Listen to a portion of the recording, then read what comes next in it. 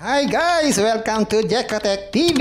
Smile ka muna dyan! Okay guys, let's go! Hello guys! Welcome back again to my channel! Ano guys, meron naman tayong pag-uusapan dito. Ating babalikan itong HSBC application para tayo ma-update dahil ating mga kaibigan ay patuloy na nagme-message sa atin. Gawa daw tayo ng update para malaman daw nila kung paying daw to HSBC. Kaya susubok tayo mag-withdraw ngayon para malaman natin at magkaroon tayo ng update para makita natin kung paying itong HSBC.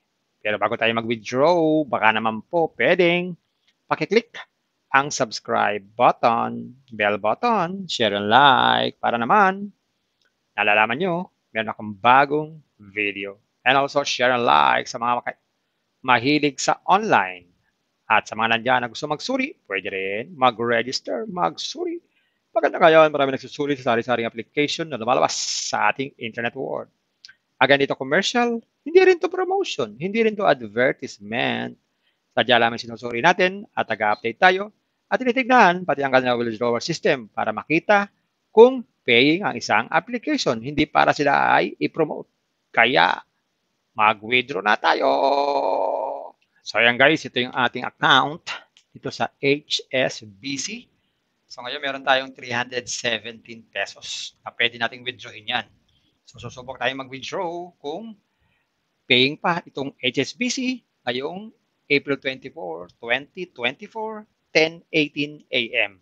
para masagot ang ating mga katanungan kung paying pa rin itong HSBC. So, click na natin itong withdraw. Yan. So, ang ating withdrawable balance ay 317. So, baba muna tayo. So, ito yung kanilang withdrawal rules. Ang daily withdrawal time daw is 10 to 6 p.m. So, pasok tayo dahil ngayon ay 10:19 a.m. na. At ang single withdrawal amount is 100 pesos. Pasok din tayo. At pwede mag-withdraw isang beses lang isang araw. Pwede mag-withdraw isang beses lang isang araw at mayroon pang bawas na 7.5%. So, babawasan pa pala yung ating withdraw ng 7.5%. So, mag-withdraw na tayo. So, lagay tayo ng amount dito. Tapos, yung ating transaction password. 6 numbers lang po ito. Yan. Kompleto ng ganyan, click natin itong submit withdraw. Sabi dyan, withdrawal application has been submitted. So, na-withdraw na natin. So, ayan, na-withdraw na natin. Nag-withdraw tayo ng 317. Ang marireceive na lang natin ay 293.23 dahil mayroon nga pong tax na 7.5% na 23.78. Ang ating submitted time is 10:20 a.m. April 24, 2024. Ngayon, kwentahin nga natin kung tama yung kanilang kwenta dito na 23.78 ang ating babayaran tax. So, 317 times 0.75 equals minus, mali ba't ganun? 317 times 0.075 equals, yan, minus 317 equals, yan. So, marireceive natin ay 293.225. Yan, 293.225. O yan, tama nga po. Niround off nila yung 225, kaya naging 293.23. So, yun po yung marireceive natin sa ating GCash. Expected natin. So, aantay natin yan, pero hindi natin alam kung anong oras darating ang ating withdrawal. So, pag dumating dito, ating dudugtong dito para makita nyo, makita ko, makita natin lahat kung paying itong HSBC. Ayan guys, dumating na yung ating withdraw dito sa HSBC. So, paying pa pala itong HSBC as of April 24, 2024. So, pakita ko sa inyo yung na-receive natin sa GCash natin. Ito po yung na-receive natin sa transaction history. April 24, 2024, 10:21 a.m. Na-receive po natin ay 293 pesos. Sa inbox naman po, sa inbox today, 10:21 a.m., 293 rin po ang nakalagay ang ating pong na-receive. So balikan natin yung ating account sa HSBC para mabilang natin gano'n natin katagal na na-receive yung ating withdraw. Ayan po, ito yung ating withdraw, 317,293.23. So ibig sabihin, di nila sinama itong 23 centavos. Sayang yun ha. Ang ating submitted time o withdrawal time is 10:20 a.m. April 24, 2024. So 10:20 a.m. So na-receive natin ay 10:21. So isang minuto na-receive na natin ang ating withdraw. So paying pa pala siya as of 10:21 a.m. ng April 24, 2020.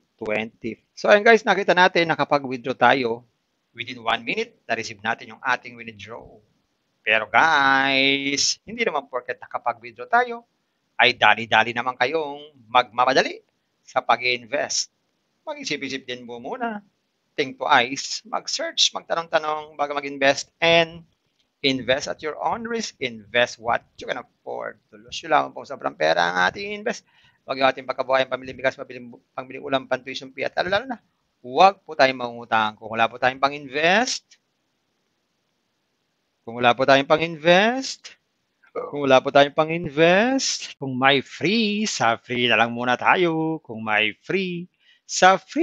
tayo. At sa pampaalala, ang ganito mga application, minsan tumatagal, pero minsan sandaling-sandali lamang. Kaya maging maingat sa ating pag-invest. Paring paalala, sabi po sa 1 Timothy chapter 6 verse 10, for the love of money is a root of all kinds of evils, is true this craving that some have wandered away from the faith and pierced themselves with many pangs. Totoo po ito. Ang pera naman ay hindi masama. Yan ang ginagamit natin sa pang-araw-araw natin buhay, pambili ng bigas, ulam, sapatos at iba pa. Pero ang babala dito ay yung pag-ibig sa pera.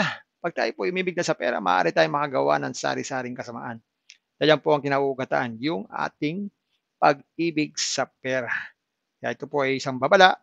Dahil ang ating ibang mga kasama natin ay nawala na sa pananampalataya. Mas pinili nilang ibigin ang pera. Hindi natin alam kung nasaan sila. Kaya pinag-iingat po tayo dito. Mag-iingat po tayo sa pag-ibig sa pera.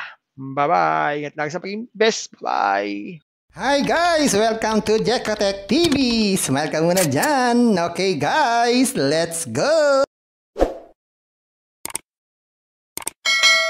At sa mga nandyan na gustong magsuri o gustong silipin itong application na to, simple lang mag-register. Lagay lang po ng mobile number, lagay ng password, tapos click lang itong send. Yung OTP na yan, automatic na mapupunta dito. Di na need na antayin sa ating mga cellphone. Ganito lang. Yan, click natin itong send. Yan. So dito pwede tayo maglagay ng ating picture. 1 by 1 or larger than 100 picture or PX. Tapos maglagay tayo ng username at saka email. Yan. Ganyan lang. Click lang itong confirm. Tapos maglagay tayo ng trade password. Itong trade password po ay ginagamit pag tayo mag-withdraw. Pag wala tayong trade password, di tayo makakapag-withdraw. So dapat tinatandaan din po natin to. So usually, 6 numbers lang po yan. Yan. Click natin confirm set. So dito nga po wala tayong makikitang instant money. So wala silang binibigay dito. So kailangan na talaga natin dito mag-invest. So sa mga investment, click lang to. So ito yung mga investment dito. Meron itong daily. So ito yung mga investment dito. Meron daily, 350 pesos. 5 days lang yan. 100 po ang everyday. Meron din namang 500. 75 naman po ang daily niyan. Pero 10 days yan. Meron namang 1K, 15 days.